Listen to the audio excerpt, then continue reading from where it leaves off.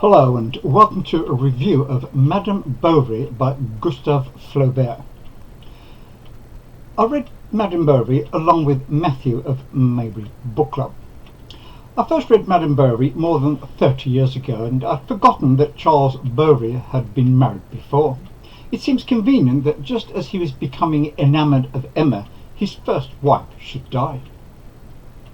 In the first part, in which Flaubert is laying the foundation, the ball that the Bovarys attend, in particular, is a catalyst that stimulated Emma's imagination, and especially the finding of the Vicomte's cigar case, which she later smells to stir her memories.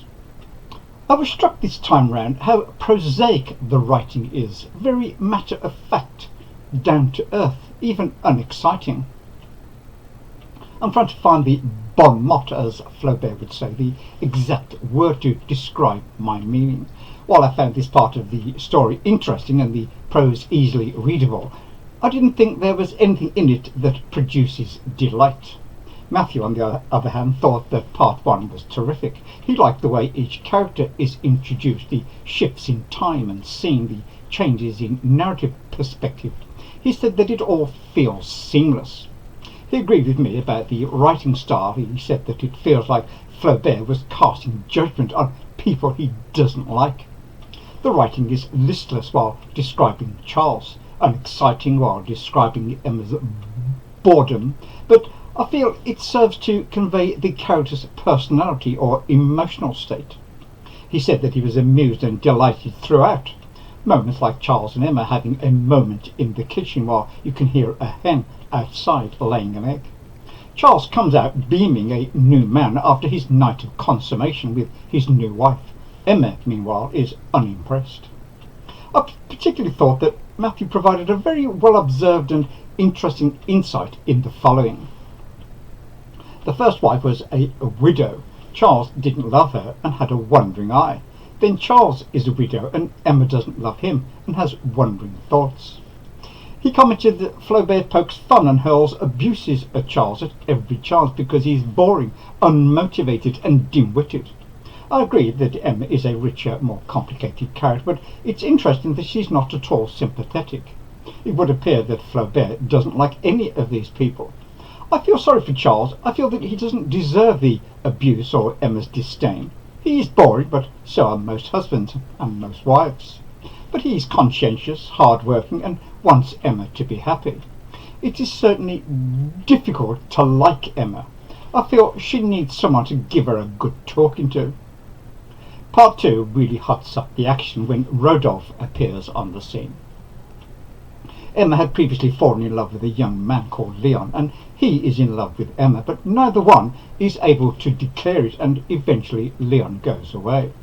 These romantic feelings in Emma are the precursor for a much more intense romantic attachment with Rodolphe. From the very beginning, when they first meet, Rodolphe determines to seduce Emma.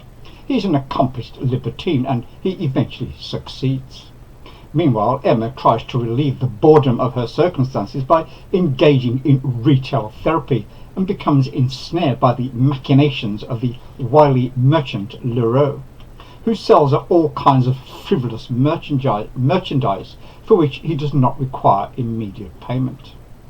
At an agricultural show, Rodolphe begins his romantic seduction, but Flaubert very skillfully intersperses Rodolphe's honeyed words with the prosaic announcements of the prize giving. Matthew likened this scene to a modern movie cutting back and forth between Emma and Rodolphe's private conversation and the mayor's speech. After Emma transfers her romantic feelings from Leon to Rodolphe, she becomes extravagant in buying him presents, for which she becomes indebted to Leroux, and then as the relationship develops, she becomes extravagant in her professions of love. Flaubert writes, he had heard these things so many times before that they contained nothing new for him. Emma resembled every other mistress, and the charm of novelty, little by little, failing like a garment, left naked to view the eternal monotony of passion, which has ever the same forms and the same language. Emma becomes ever more frantic for a change in her circumstances and finally persuaded Rodolphe to take her and her child away. She orders travelling goods from Leroux and prepares for a midnight flit.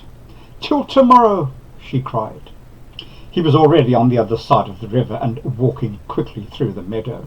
At the end of some minutes Rodolphe stopped, and when he saw her with her white gown gradually vanish in the shadow like a phantom, his heart began to beat so violently that he leaned against a tree to keep himself from falling. "What an idiot I am!" said he with a frightful oath. No matter, she was a pretty mistress. And immediately Emma's beauty with all the pleasures of the amour reappeared to him. At first he was softened, then he hardened himself against her. "For in short," exclaimed he, gesticulating, "I cannot expatriate myself, undertake the burden of a child." He repeated these things to himself in order to strengthen his resolution the more.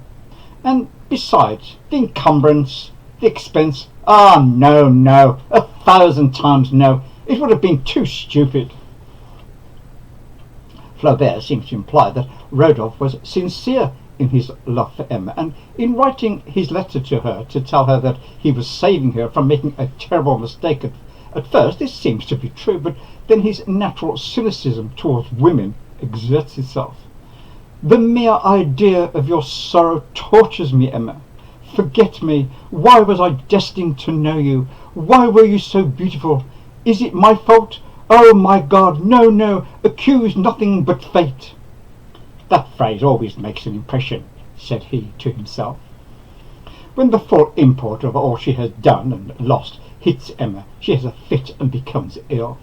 I felt very sorry for Emma when she became ill. However, in Part 3, the detailed descriptions of Emma's descent into financial ruin and then dying an agonizing death from arsenic poisoning makes for harrowing and unpleasant reading. Rereading Madame Bovary after several decades, I had forgotten the detailed descriptions at the end of the story. This time round I couldn't wait to get through it and to finish what I thought was a depressing and discouraging novel.